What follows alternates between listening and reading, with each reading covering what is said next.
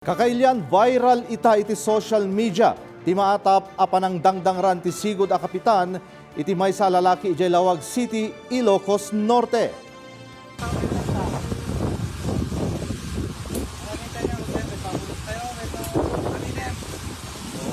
Ang kaumamin, nakarkarot pa may akyan niya. Dayta ti agwarwara sa video iti social media.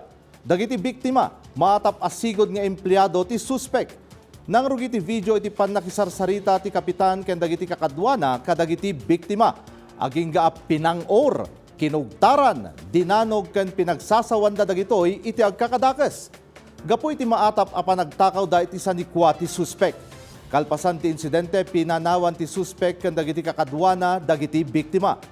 Iti investigasyon ti Lawag City Police Station nakisarita kadakwada ti sigud nga opisyal ken naamuan a napasamak ti insidente idipay July 2025 nga maatap nga italang nga impose ti maysapay nga individual a sigud a trabahador ti suspect.